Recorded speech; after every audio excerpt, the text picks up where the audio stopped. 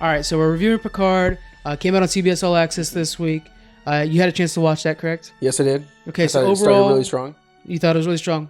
What did you think of it? Yeah, overall, I thought it was pretty good. Not insane. We got a little bit towards the end of it. Yeah. But in the beginning was nice and subtle, but it kind of was like, oh shoot, that's cool. Data, he's playing a lot of chess game. And what caught me a little bit in the heart was like Data asking Picard. Yeah, I'm gonna go into it a little bit. Data asking Picard like, why are you not winning? Spoilers, 100% spoilers, just to be safe. Yeah. But like, why are you not winning it? Like, I feel like you should beat me already. He's like, I just don't want this game to end. Tears. And then they all die. Yeah.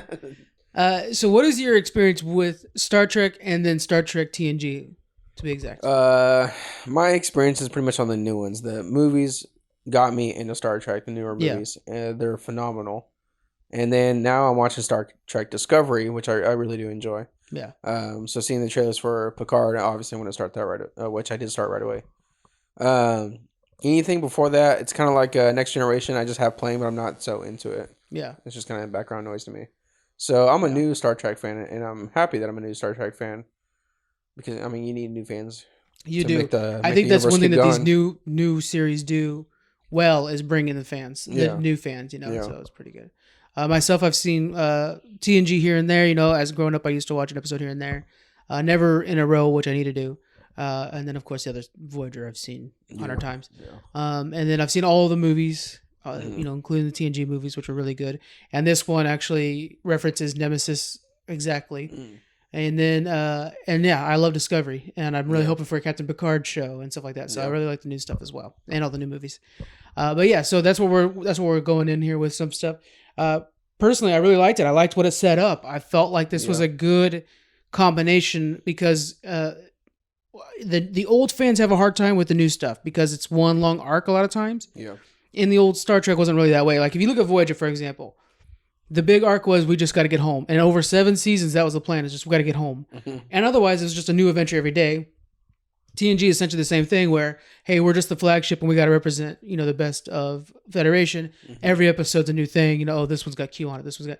When you look at the new stuff like Discovery, that whole season was basically one long story. The first season especially was one long story. The second season, they changed it a little bit, but it's the same thing where it's one long story. You're trying to figure out the angel, the red angel and stuff like that. And then, but there is some... But each episode is different, so... Right, which the second season did a better job of that than the first season, for sure. Yeah, because already in the very beginning, you go to the ship that was there for so many years trying to rescue the people, and the girl working on all those people. I like that character, by the way. The one they added, that girl that's... She's going to be fun. But then immediately right after that, they go to that... the planet with the religious type people, and then one guy... Man, I love that one guy, too. And that's cool how they set him up, like, okay, he's going to change... how they live, but it's like, man, I really wanted him to go on that ship. I know. You haven't finished season 2. Finish season 2. Yeah, that's all I have to say to that. Okay, so that'll be good. I'm really excited for season 3. Picard though has to be a long story arc, right? I think it is, but I think it's a good way of kind of segueing some of the old fans into the new stuff because I think as we go, look, the first 3 episodes are at least 3 are going to be setting up this whole like what are they going to do with the Borg, stuff like that. But after that, I have a feeling that they're going to be on the run, and we are going to have day-to-day new stuff. I think it's going to feel like Discovery Season 1. Okay. But they're doing a good job of bringing in the emotion from TNG. With the data stuff and the way Picard's always just trying to do what's right, you know? And so I'm hoping we get a little bit more of that. I don't know. So what do you think of the story so far that we've gotten? It's not too big, though, right now. So you can really logline it into like 3 lines, Yeah, Data has 2 daughters, so we obviously don't know what's going on there or how he had them and whatnot. And Picard wants to help him. With what though?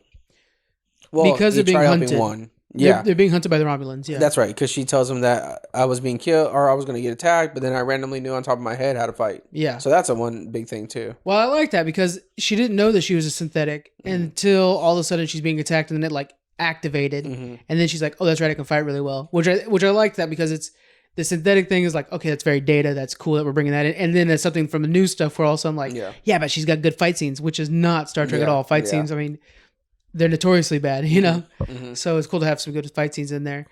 What did you think of their choice to use twins and then kill one of them off right away? It's kind of a stereotype, or you were happy with it? I wasn't happy with it because I really enjoyed the first daughter. Yeah.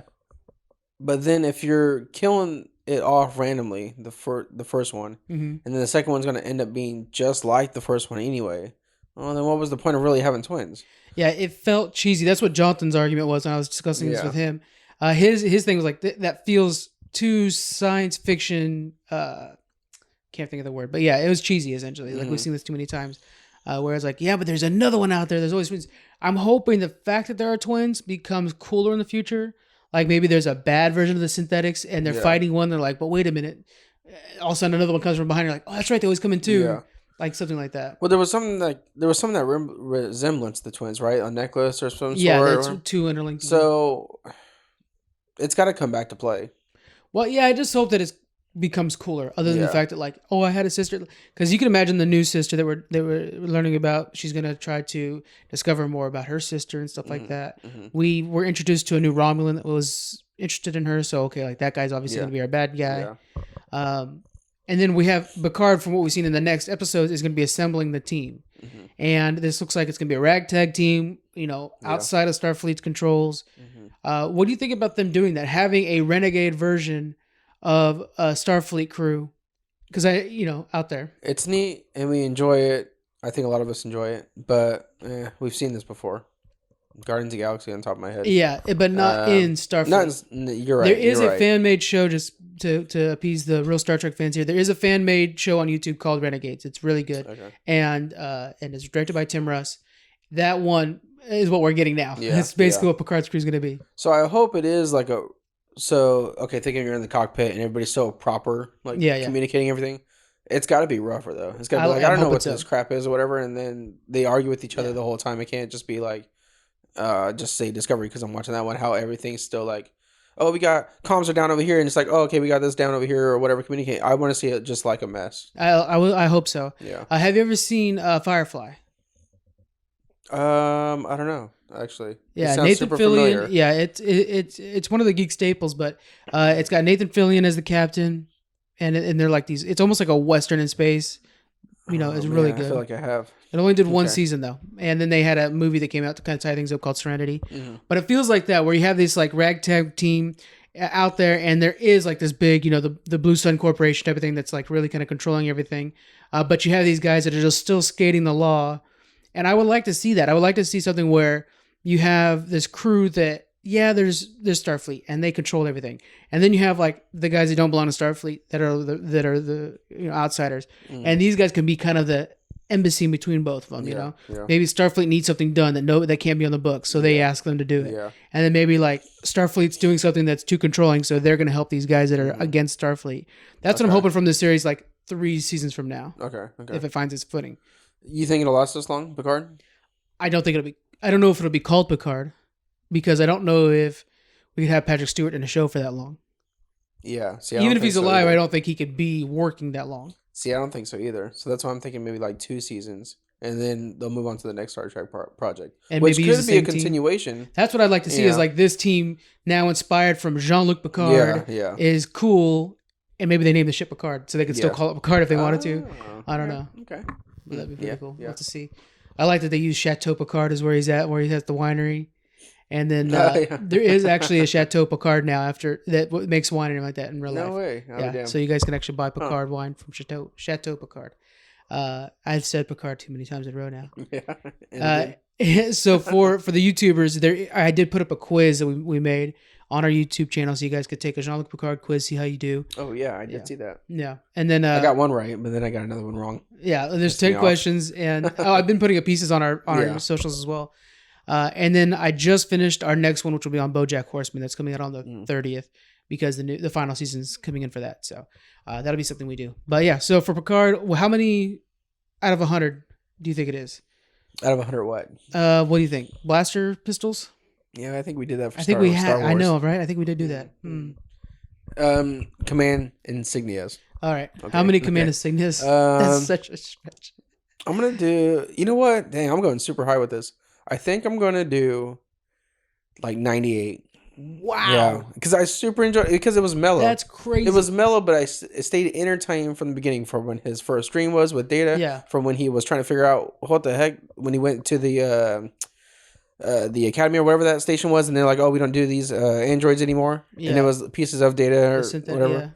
Yeah. So the story kept me entertained the whole time. The only thing I didn't do the 100 was is this going to be a stupid ass twin sister thing? That bugged me quite a bit. Yeah, I think there was a few things that I went 88 on when I typed the review for our website. Yeah, because it has promise, but I want to see more.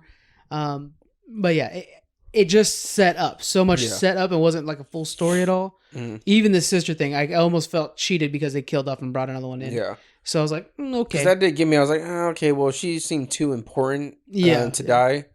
And then when they brought up a twin, I'm like, and it didn't feel Star Trek when they did that because what they could have done was like, oh, well, we beamed her out right away, or that was a hologram. I would have loved that twist. That would have been like, that's a Star Trek move right there, perfect.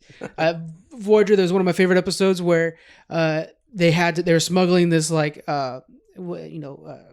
people that they needed to smuggle anyways, and so they like kept them in transporter limbo while they're crossing space, and it was like, man, that's crazy. It makes you think. And then for her, she just died, and she has a twin. Like, I was like, this feels kind of cheap for Star Trek. It'd be cool if, like if you're saying teleporting, like Picard could have just threw something out there real quick to zap her out. Or it was a hologram the whole time, just to make sure that she was safe. I don't know, something like that. Yeah. We could have done more. So 88, did you consider visuals or how it felt? Visuals are great. I just felt the story needed something. Yeah. Which for me, Star Trek, I liked the original series. Nothing about those visuals. The terrible visuals back then in the 60s.